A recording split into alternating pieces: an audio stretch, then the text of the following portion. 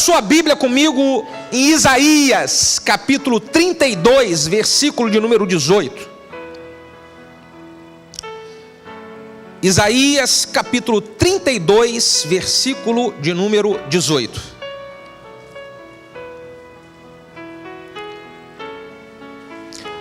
A palavra de Deus diz assim: e o meu povo habitará em morada de paz, e em moradas de bem e seguras, e em lugares quietos e de descanso. Aleluia. Eu vou ler de novo. E o meu povo habitará em moradas de paz, e em moradas bem seguras, e em lugares quietos e de descanso. Aleluia. Feche os seus olhos, coloque a mão no coração, vamos orar. Pai, nós honramos esse momento, valorizamos esse momento. É o momento da sua palavra, e nós pedimos que o Senhor venha trazer resposta para a nossa vida, direção, ensinamento, compreensão. Nós pedimos, meu Pai, que o Senhor use a minha vida e faça com que eu seja um canal, simplesmente um canal, a transmitir a sua palavra, que o teu nome, Senhor Jesus, somente o seu nome seja glorificado. Oramos como igreja. Se você concorda, diga amém. Amém. Aproveita o embalo e diga glória a Deus. Eu dei um título para essa mensagem, e o título que eu dei é morada de paz e de descanso. A sua casa, o seu lar, é uma morada de paz e de descanso, ou é um lugar de guerras e de batalhas? Aqui a palavra de Deus diz de que o povo de Deus vai habitar em um lugar de paz, em um lugar de descanso, em um lugar tranquilo. O problema é quando a nossa casa, o nosso lar, ele ao invés de ser um lugar de descanso, uma morada de paz e de tranquilidade, o nosso lar virou um campo de batalhas e de brigas, um campo de guerra.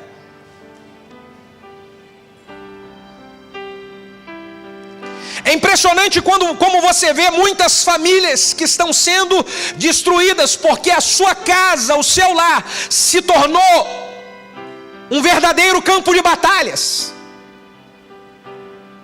O lar que deveria de ser um lugar de refúgio, de descanso, para a pessoa renovar as suas forças e no dia seguinte ir para as batalhas do trabalho, renovar as suas forças e no dia seguinte ir para a batalha do dia a dia, na faculdade, no estudo e no trabalho.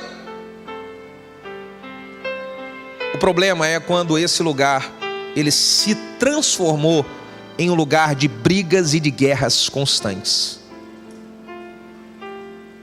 O que normalmente acontece em um lar que virou um lar de guerra? Era para ser um lar de descanso, mas se transformou em lugar de guerra. Normalmente acontece brigas, uma atrás da outra. Normalmente são lares onde brigas e discussões viraram uma constância. Discordar de uma coisa aqui e de outra ali, o esposo com a esposa, às vezes o filho com o pai, uma vez ou outra, isso é absolutamente normal. Agora o problema é quando esse discordar se transformou em brigas diárias, em brigas que acontecem de manhã, de tarde, de noite. É uma constância grande de discussão dentro dessa família. Ela deixou de ser um lugar de descanso e de paz e virou um campo de batalhas. Normalmente um campo de batalhas acontece em um lar onde as acusações, elas são acusações que acontecem constantemente, o marido acusando a esposa, e a esposa acusa o marido, e os filhos acusam os pais, e os pais acusam os filhos, e é um acusando o outro, e vive numa acusação. Como que pode? Uma família que era para ser um lugar de paz virou um lugar de troca de acusações, onde um acusa o outro. Uma família que está em guerra, ela não tem apenas acusações, gritaria constante, muita gritaria, e todo mundo tenta ganhar no grito, tenta ganhar quem grita mais alto. Esse lar virou um lar de guerra. O lar que não tem a paz e também é guerra. Ele vive brigando, as pessoas da casa vivem brigando por causa de dinheiro. É uma confusão que parece que não vai acabar nunca.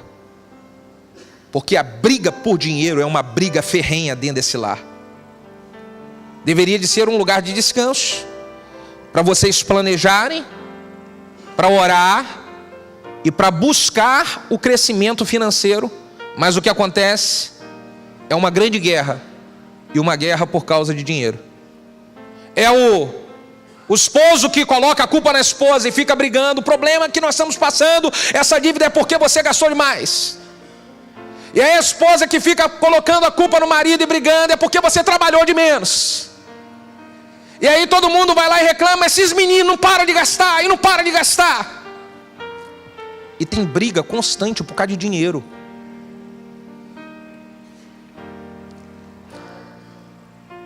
Um lar perdeu a paz quando dentro, no meio da família, acontecem ataques que machucam e que ferem. Palavras que machucam, que são liberadas, e que às vezes fere o coração da esposa. Uma esposa que lança uma palavra que fere o coração do marido. E filhos que lançam palavras e ferem o coração dos pais. E pais que ferem o coração dos filhos. Um lugar que era para ser de descanso e de paz. Sabe, queridos, nós estamos iniciando uma campanha que fala de restauração familiar. E toda restauração, ela precisa começar com um tempo de paz antes. É por isso que a primeira semana nós recebemos de Deus a direção de falar de paz. Porque sem paz você não tem como começar o processo para Deus restaurar a tua casa. Se você avaliar a igreja de Atos, ela ia crescendo e avançando. Por quê? Porque diz a Bíblia que naquele tempo havia paz. Para você buscar restauração financeira na sua família, vocês vão precisar de estar dentro da sua casa em um tempo de paz. Para que vocês busquem a restauração de um casamento que esfriou, vocês vão precisar de decidir que vão parar de brigar e vão viver um momento de paz. Pastor, o que eu faço para que a minha casa seja uma casa de paz? O que eu faço para que o meu lar experimente a restauração e comece a restauração com essa paz? Eu vou compartilhar alguns ensinamentos da Bíblia em cima disso. A primeira coisa que nós precisamos fazer é chamar aquele que é o príncipe da paz para ser o rei total e absoluto do nosso lar. Olha o que a Bíblia diz, Isaías capítulo 9, versículo de número 6.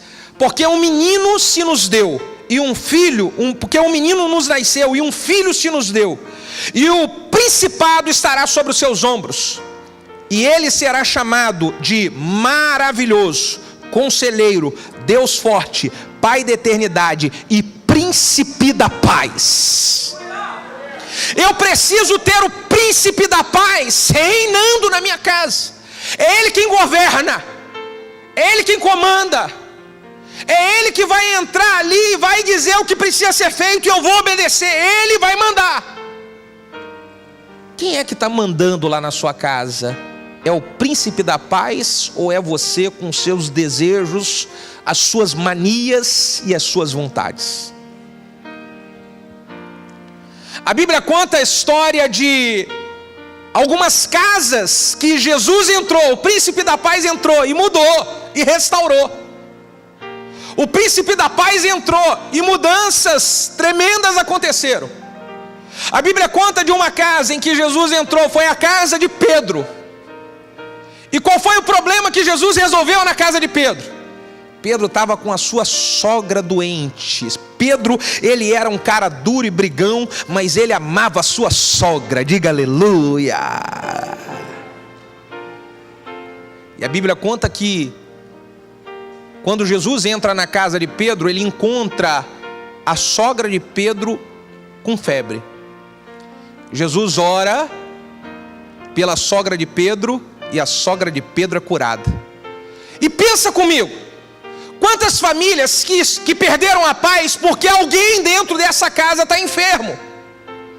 Alguém dentro dessa casa está com uma doença física, talvez uma doença emocional, e aí essa doença emocional está roubando a paz da sua família inteira. Chame Jesus para entrar,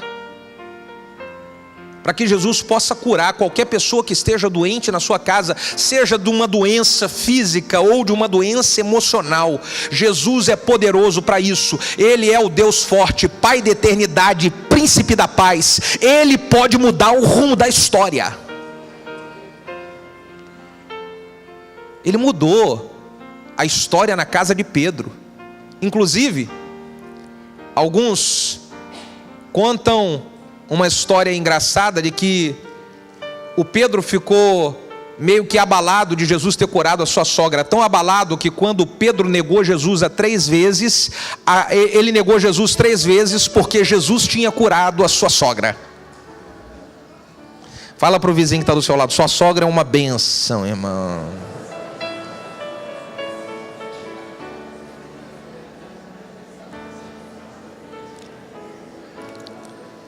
Jesus entra na casa de Marta e de Maria, e ali ele traz paz em uma casa onde estava havendo confusão, desordem. Lembra da história de Marta e Maria? Uma estava chamando a outra e dizendo assim: puxa vida, você fica aí só aos pés de Jesus aí, puxando o saco dele, e vem me ajudar aqui a trabalhar, e aquela briga. Jesus fala: menina, calma, você tá estressada demais, aquieta o seu coração, aquieta, vem aqui, vamos ficar tudo bem. Quantas casas que estão tendo essa briga, igual Marta e Maria: ninguém me ajuda nada, ninguém faz nada. Jesus entra lá, e se você deixar ele reinar, ele vai falar: aquieta o seu coração, aquieta, calma, para de brigar por coisa pequena, é coisa pequena demais. Quantas famílias que estão perdendo a paz porque estão brigando por coisas pequenas demais, coisa boba, e a paz da casa está sendo roubada. Jesus entra na casa de Jairo, e ali na casa de Jairo ele traz a restauração para a filha de Jairo que estava quase morta. Imagina a confusão que estava, o povo preocupado, os parentes, familiares de Jairo, tudo preocupado, se aquela menina ia sobreviver ou não. E Jesus entra na casa de Jairo e fala: não fiquem preocupados, essa menina, ela está apenas dormindo, logo logo ela vai voltar à vida, aleluia. Quantas coisas em uma casa que está, parece que morrendo, esfriando de vez, casamento indo embora, relacionamento dos pais com os filhos um fiasco, vida financeira um arraso. Deixa Jesus entrar na sua casa, porque Ele pode mudar o rumo da história. Jesus entra também na casa de Zaqueu. E na casa de Zaqueu, Jesus traz uma mudança de vida e salvação para Zaqueu e para todos os seus parentes. A Bíblia diz que Zaqueu, ele era um cobrador de impostos, um publicano cobrador de impostos. Então você imagina o quanto de perturbação, de falta de paz que tinha na casa de Zaqueu. Ele devia ter gente perturbando ele direto, gente querendo pegar ele. Jesus entra na casa de Zaqueu, e quando Jesus entra na casa de Zaqueu, o que Zaqueu fala? Senhor, eu vou devolver para todo mundo que eu peguei dinheiro injustamente, e além de devolver, eu vou pegar metade dos meus bens e eu vou dar para os pobres. Quando Zaqueu faz isso, ele começa a experimentar a paz na sua casa, sim ou não? Então pode ter um monte de coisa errada na sua casa. Se você deixar Jesus entrar, um monte de coisa errada pode estar trazendo muita briga e confusão para você, para sua esposa, para os seus filhos, no casamento de vocês. Se você deixar Jesus entrar, Ele vai te ajudar a colocar as coisas em ordem, e a paz de Deus vai reinar nesse lugar. Então a primeira coisa que eu preciso fazer é deixar Jesus ser o Senhor da minha casa, do meu lar. A segunda coisa que eu preciso fazer é fugir das coisas erradas que estão desagradando a Deus e ferindo a minha família. Se eu quero viver paz, eu preciso abandonar as coisas erradas que entristecem o coração de Deus e ferem a família. Existem famílias que estão passando por um momento de tribulação e de guerra, porque erros do próprio esposo que proporcionou isso, erros da esposa, erro dos filhos, e a família vive uma tribulação. Por quê? Porque não se abandona a coisa errada, não se abandona a prática errada. Olha o que diz a Bíblia na primeira carta de Pedro, capítulo 3, versículo do 11 ao 13: aparte-se do mal e faça o bem, busque a paz e siga-a. Você está vendo? Aparte-se do mal, busque o bem, siga a paz. Diz mais: porque os olhos do Senhor estão sobre os justos, e os seus ouvidos estão atentos às suas orações, mas o rosto do Senhor é contra aqueles que fazem o mal. E qual é aquele que vos fará mal, se você for seguidor do bem? Se você fizer o bem, não tem como você experimentar mal. Agora, se você estiver fazendo coisa errada, você vai colher o fruto da coisa errada, e isso vai trazer guerra na sua família, guerra no seu casamento, tribulação para a sua mente, para o seu coração. Então se afaste das coisas erradas, sai fora das coisas erradas, porque muitas famílias estão vivendo o tempo de guerra em função das coisas erradas que estão fazendo dentro dela. Eu ouvi a história de uma pessoa que ela trouxe muita guerra para sua casa e para o seu casamento, porque no seu trabalho era um jovem que estava de brincadeirinha e paquerinha com uma colega de trabalho, e aí paquerinha para lá, e brincadeirinha, e brincadeirinha, e brincadeirinha para lá, e brincadeirinha para cá, e um dia ele passa no corredor, a colega de trabalho pega ele, agarra e tasca-lhe um beijo na boca do rapaz, o rapaz casado. E quando a colega tasca-lhe um beijo, as câmeras da empresa estavam pegando aqui e viram. Não se sabe como a imagem daquele beijo da menina vazou na empresa, vazou para as redes sociais, chegou na esposa, as filhas viram. E você imagina que tipo de tribulação e de guerra que viveu aquela casa. Porque uma pessoa que podia ter fugido do mal, ficou brincando com o mal. Uma pessoa que podia ter sido radical e falar: opa, vou sair dessa, ela fica ali brincando. Eu preciso vigiar para que eu não seja motivo de guerra na minha casa, motivo de guerra na minha família. Alguns meses atrás, eu fui ajudar um pastor que estava com um problema com um líder de célula, supervisor na verdade, um líder influente na igreja. E o problema era o seguinte: o pastor não estava conseguindo, falou: pastor Bruno, me ajuda a conversar com esse casal aqui. Eles tinham alguns filhos, uma menina de 13 anos, que era líder de célula, e essa menina de 13 anos, ela cai em pecado com um menino de 14 anos, líder de célula. E quando ela cai em pecado com um menino quase da idade dela, de 14 anos, ela engravida uma menina de 13 anos. Agora você pensa que tipo de guerra, de dor e de tribulação que trouxe para aquela família. Você pensa nisso, porque não fugiu do mal. Então às vezes uma família está vivendo guerra por causa de erros que nós cometemos. Eu não vou ser o causador da guerra na minha casa. Eu posso livrar minha casa da guerra. Há um tempo atrás nós ajudamos uns pais aqui que passaram uma luta danada. Um menino de 16 anos ajuntou com as amiguinhas da escola. E aí, andando com os amiguinhos da escola, foi pego com maconha pela polícia. E aí vai os pais para a delegacia passar maior vergonha, porque o menino de 16 anos estava com maconha no bolso. Isso traz tribulação e guerra para uma família ou não traz? Então eu preciso decidir.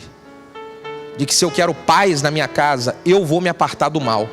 Eu vou fugir das coisas erradas. Eu não vou fazer coisa errada. Quantos podem dizer amém? Terceiro ensinamento. Se eu quero experimentar a paz de Deus no meu lar, eu preciso colocar a minha mente, focar a minha mente em Cristo. Os meus pensamentos precisam estar centralizados em Cristo. Olha o que diz Isaías 26, versículo 3. Tu conservarás em paz aquele cuja mente está firme em ti, porque ele confia em ti. Eu vou repetir. Tu conservarás em paz aquele cuja mente está firme em ti, porque ele confia em ti. Coloca as duas mãos na sua cabeça assim e fala: em nome de Jesus, a minha mente é consagrada ao Senhor. Todo pensamento errado e contrário eu expulso em nome de Jesus. Diga amém. Foque a sua mente em Cristo e pare de ficar pensando em problemas. Porque você ficar pensando só nos problemas, no que está dando errado, e nos problemas, isso não vai te ajudar a resolver. Isso vai trazer perturbação para a sua vida. Seu coração vai ficar acelerado demais. Você vai ficar sem dormir direito. Vai precisar de tomar remédio para dormir. E ainda vai se meter em mais encrenca, fazendo mais coisa errada ainda. Então o que você faz? Coloca a sua mente em Cristo. Começa a pensar: Senhor, a minha mente está no Senhor. Eu não vou ficar pensando nessas coisas, nesses problemas. Porque ficar pensando nisso não vai ajudar em nada. Focar a mente em Cristo é você parar de ficar pensando também nos problemas que acontecem com os erros das pessoas da sua família. É mais ou menos assim: o marido que fica: cara, minha esposa não tem jeito, cara, ela não tem jeito, ela não vai mudar, ela não tem jeito, tá vendo, de novo ela fez isso. E a esposa fica: meu marido não tem jeito, meu marido de novo. Você ficar pensando nisso vai mudar ele ou ela? E o que isso vai gerar de efeito no seu coração? Paz ou perturbação? Então para de ficar pensando nisso, porque se Cristo não mudar, você não vai conseguir mudar. Então coloque o seu pensamento, aquilo que está te preocupando, nas mãos dele, porque eu confio que ele é poderoso para mudar qualquer realidade, qualquer situação, e abençoar a nossa casa com paz.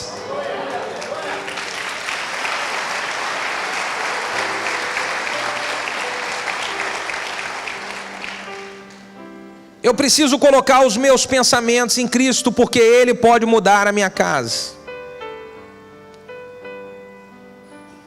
Quarto ensinamento para eu experimentar a paz no meu lar: eu preciso consagrar os meus lábios ao Senhor. A minha boquinha linda precisa ser apresentada ao Senhor. Lembrei agora de um programa que passava humorístico, acho que era A Praça é Nossa. Uma mulher que falava demais. Como é que ela fazia na boca mesmo? Faz um ato profético comigo. Bota a mão na sua boca e fala assim: boquinha linda, você é consagrada ao Senhor, em nome de Jesus. Diga amém. Consagre os seus lábios ao Senhor. Provérbios 18, 21 diz de que a nossa língua tem poder para gerar vida ou para gerar morte. Olha o que diz Isaías capítulo 57, versículo de número 19. Eu crio os frutos dos lábios, paz para os que estão longe e para os que estão perto, diz o Senhor, e eu os sararei. Se eu consagrar a minha boquinha para o Senhor, Deus vai me sarar. Deus vai trazer paz para mim, eu estando perto ou estando longe. Deus vai trazer paz para minha família que está comigo perto e para minha família que está comigo longe. Eu preciso consagrar meus lábios ao Senhor. E o que é eu consagrar os meus lábios ao Senhor? É eu parar de murmurar, parar de ficar reclamando. Porque todas as vezes que você murmura e que você reclama, você afasta o agir de Deus da sua vida, e você atrai o peso do inimigo. Então se você fica reclamando na sua casa, ai que droga de casa, essa casa não aguento mais, essa casa feia, essa parede feia, ai não aguento mais. Pois é, você está só atraindo com ele. Eu não aguento mais, meu Deus do céu, esses meninos, essas pestinhas. Ô criança pestinha, ô criança. Para de ficar reclamando. Porque você está reclamando que tem uma criança, que talvez na sua cabeça ela é complicada. Existem pessoas que estão orando e não tem criança nenhuma. Talvez você fale, pastor, mas meu menino é agitado demais, mas ele é muito arteiro. Tem gente que queria ter um filho arteiro e não consegue porque o filho está no leito de hospital. Então pare de reclamar e agradeça a Deus. Use os seus lábios para agradecer a Deus, para glorificar a Deus, para honrar a Deus, para falar coisas boas. Use os seus lábios para isso. Consagrar os lábios ao Senhor, para não ficar falando besteira, porque quando você fala besteira numa briga, num momento de ira e de raiva dentro de casa, você machuca as pessoas que você ama.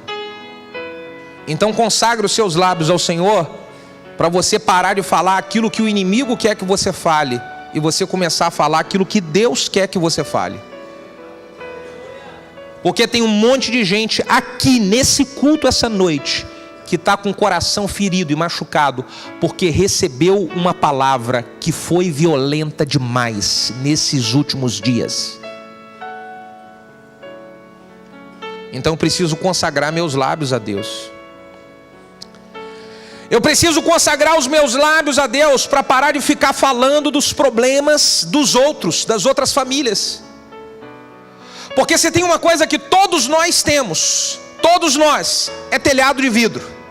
Não fique falando dos outros, dos problemas dos outros, porque amanhã você vai atrair esse problema para você. Ou você bota o joelhinho para poder orar, ou fica quieto e não fala do problema de ninguém. Porque o que eu mais vejo aí, a gente fala assim, pastor, viu o filho de fulano, que absurdo, e o filho de fulano, e aí depois passa alguns anos, ou vai ser o filho dessa pessoa que vai ter, ou vai ser o sobrinho, ou vai ser o neto, vai pagar com a língua. Então não fala. Pastor, já viu a filha de fulano? A filha de fulano como é que está? Cuidado que um dia pode ser a sua. Que absurdo, pastor, você viu fulano briga demais no casamento, e briga, e separou, olha só que absurdo. Cuidado que amanhã pode ser você, então não fala mal de ninguém. Para aliviar, faz um carinho no ombro do seu vizinho e fala assim, glória a Deus por você estar aqui essa noite.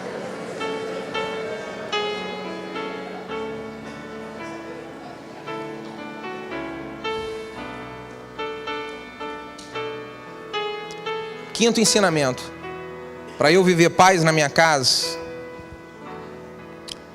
eu preciso me esforçar para agir com sabedoria na hora dos conflitos. Eu preciso me esforçar, diga me esforçar, para agir com sabedoria na hora dos conflitos. Porque conforme eu falei aqui no início da palavra, nós temos conflitos, é normal. Às vezes você pensa uma coisa, a esposa pensa outra, e às vezes há um conflito. O que não pode é isso gerar briga todo dia. Mas na hora do conflito, se eu tiver sabedoria para agir na hora do conflito, eu preservo a paz dentro da minha casa. Quantos podem dizer amém sobre isso?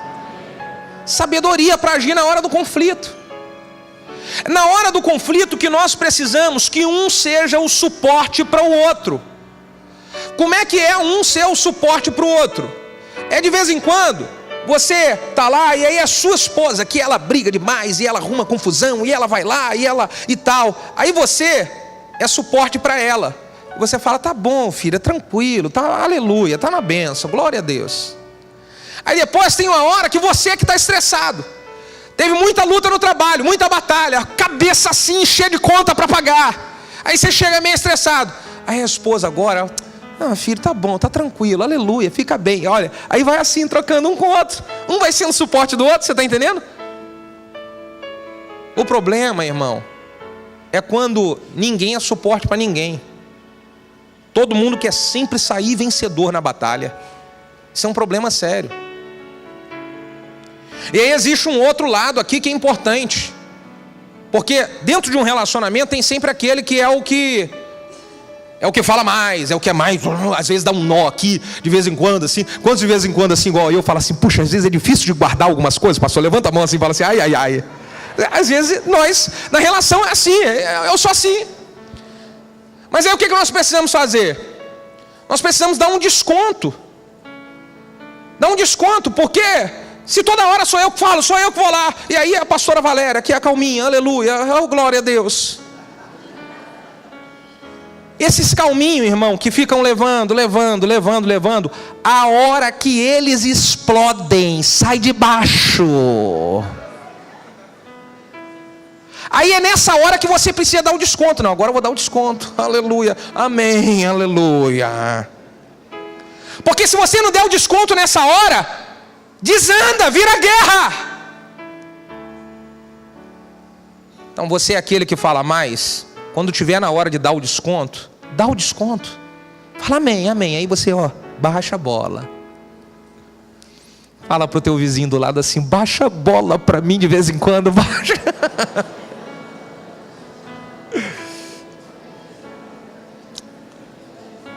Olha, irmão, eu agi com sabedoria na hora dos conflitos.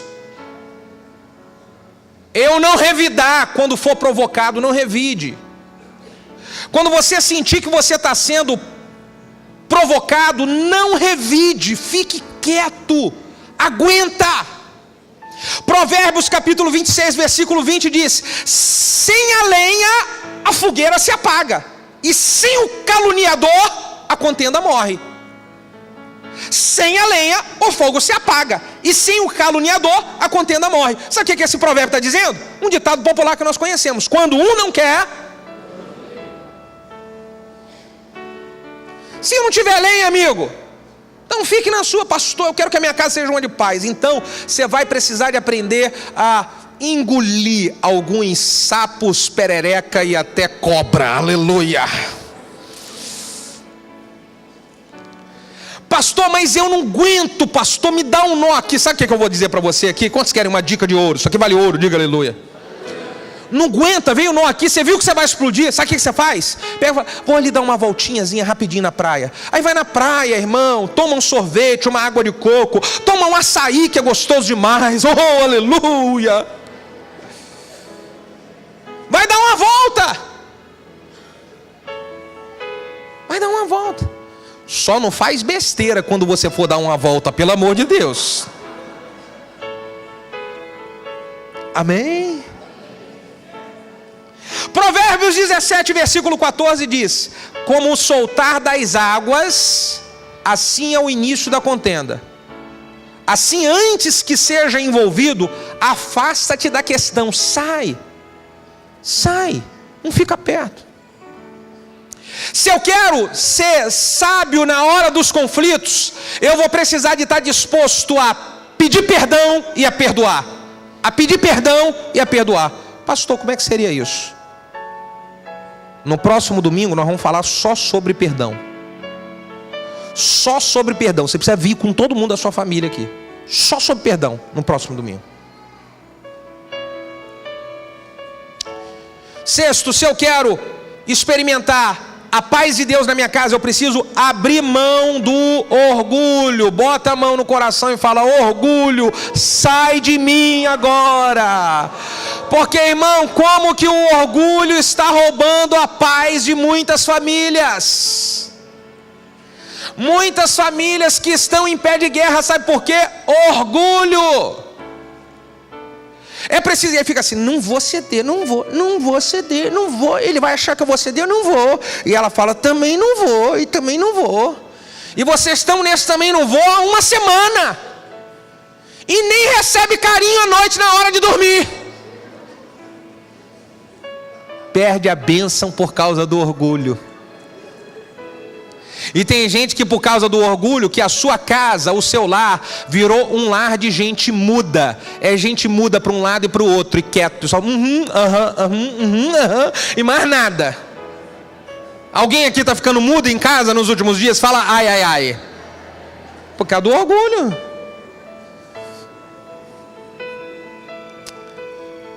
A Bíblia conta que Zaqueu, quando Jesus queria entrar na sua casa, Jesus virou para Zaqueu, que estava em cima da árvore, e falou assim: Zaqueu, desce depressa, porque hoje me convém pousar na sua casa. Para Zaqueu descer dali depressa, ele ia ter que abrir mão do orgulho. A salvação e a paz só chega na casa de Zaqueu porque Zaqueu, ele abriu mão do orgulho. Existem pessoas que estão aqui que Deus está falando: desce depressa para salvar a sua casa, desce depressa e perdoa a sua esposa para salvar o seu lar, desce depressa e abre o teu coração e fica de bem com o seu marido para salvar seu casamento, desce depressa e abre mão do seu orgulho e vai consertar o que está bagunçado já há alguns dias. Desce depressa, não demora. Não demora, desce depressa. Primeira carta de Pedro, capítulo 5, versículos 6 e 7 diz: humilhai-vos, pois, debaixo da potente mão de Deus, para que a seu tempo ele vos exalte, lançando sobre ele toda a vossa ansiedade, porque ele tem cuidado de vós. Então o que é que esse texto está dizendo aqui? Que nós precisamos se humilhar diante da mão de Deus, confiando de que é Ele quem vai fazer a obra. E no tempo oportuno Ele vai me exaltar, no tempo oportuno Ele vai mostrar. Porque quantas pessoas que querem brigar na força do seu braço e dizer assim: não, quem está certo sou eu, pastor, quem está certo sou eu, pastor, quem está certo sou eu. E você não consegue nada. Aí você se humilha e fala: não, está nas mãos do Senhor. E aí depois de um tempo, passou um tempo, e aí aquilo que você falou que estava errado, aquilo que você falou que não era daquela maneira que ia acontecer, aconteceu. Aí você olha para o esposo, para a esposa e fala assim: eu te disse, eu te disse, eu te disse. Você deixou Deus no tempo dele, ele mostrar. E não você na força do seu braço. É deixar Deus fazer. É preciso decidir, gente, se é eu que vou cuidar com a força do meu braço da paz da minha casa, ou se eu vou confiar para o príncipe da paz cuidar. E eu preciso confiar nele. Pare de querer ganhar as coisas no grito, na marra. Fale menos e ore mais. Grite menos e louve mais. E por último, para terminar, se eu quero que a minha casa seja uma casa de paz e de descanso, eu preciso aquietar o meu coração e receber a paz que só Jesus pode me dar. João capítulo 14, versículo 27 diz: deixo-vos a minha paz vos dou, não vos la dou como o mundo dá, não se turbe o vosso coração e nem se atemorize. O que é que Jesus está falando? Eu vou dar a minha paz para você, mas você precisa aquietar seu coração. Eu vou entrar com a paz dentro da sua casa, mas deixe o seu coração nas minhas mãos. Pare de ficar preocupado demais. Você está sem dormir direito, preocupado com isso. Entrega hoje o seu coração para Jesus e fala: Senhor, eu não quero ficar sem sono por causa desses problemas na minha família, mas quero entregar nas suas mãos. A Bíblia diz que Jesus vem trazer a paz que excede a todo entendimento humano. É a paz que as pessoas olham e falam assim: não dá para entender como é que ele, com isso tudo, ele está conseguindo dormir. A família dele sorrindo. Ele e ela no casamento tão bem. Estão passando uma luta financeira, uma luta na empresa, uma luta com os filhos, uma luta de doença em casa, mas eles estão bem. Ninguém consegue entender. É uma família que vive o texto de Isaías. E o meu povo habitará em moradas de paz, e em moradas bem seguras, e em lugares quietos e de descanso. Está na hora de você descansar seu coração. E eu quero orar por isso junto com você. Por isso eu vou pedir para você se colocar de pé.